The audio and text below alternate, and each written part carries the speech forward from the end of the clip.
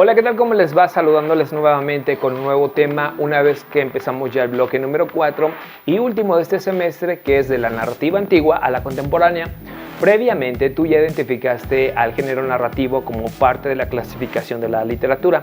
También te diste cuenta que existen los subgéneros menores y mayores que conforman este género.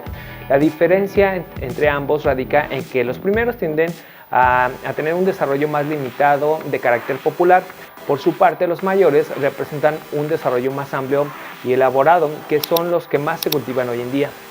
En esta ocasión estaremos hablando sobre la estructura de la narración.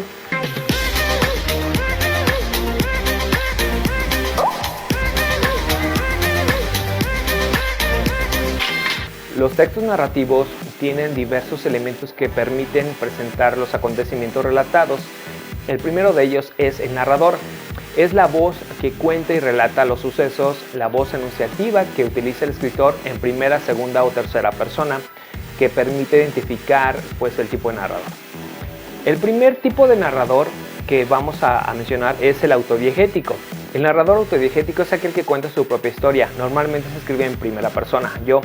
Y para que la historia sea consciente o consistente con la perspectiva adoptada, queda de manifiesto que el narrador tiene una conciencia parcial de los hechos. El narrador intradiegético cuenta desde dentro de la historia, como testigo o personaje secundario, la vida del grupo de personajes a los que pertenece. Otro tipo de narrador es el extradiegético. Este es ajeno a la historia completamente y habla desde el limbo, como si fuese un dios. Este narrador es el que mejor se presta para la tercera persona.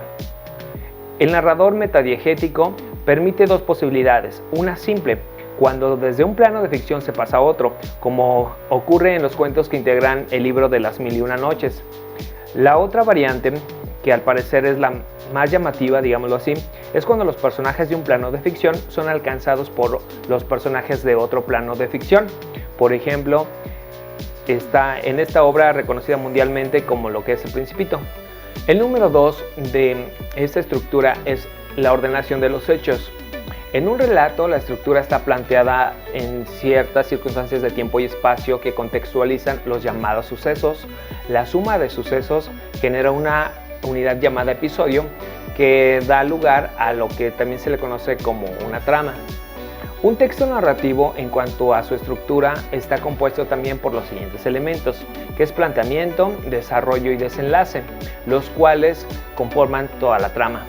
El planteamiento es el comienzo del relato, en el que se presentan los personajes y se marca el espacio y tiempo en el que suceden los hechos. El segundo es el desarrollo. Es la parte en que se están realizando los hechos presentados en el planteamiento. Aquí se localiza el nudo, que es donde las acciones se complican, es decir, en donde se desarrolla el conflicto, y el clímax, que es el punto de mayor tensión en la historia y por lo tanto es el más interesante. Después de ello viene el desenlace, donde se resuelve el conflicto y se da pie al final de la historia. Por último, y en el número 3 de la estructura de la narración, están los personajes. En la narración intervienen distintos personajes que permiten dar vida a los acontecimientos. Estos se clasifican de acuerdo a su importancia. En el número 1 está el protagonista.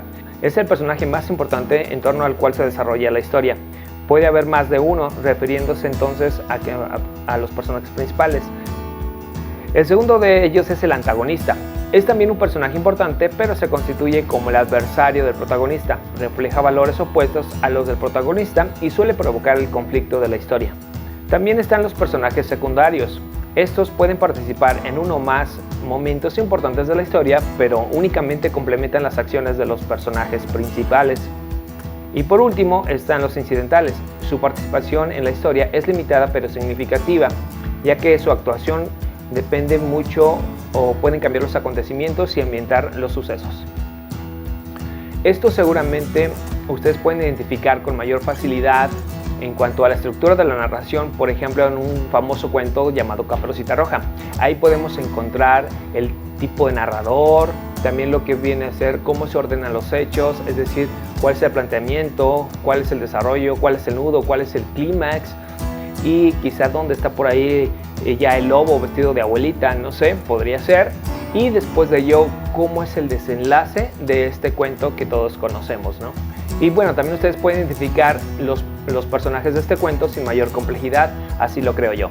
Pero bueno, es así como llegamos al final de este tema y yo les invito para que sigan investigando más sobre este tema de estructura de la narración para que puedan identificar en cualquier historia todo esto que les acabo de mencionar.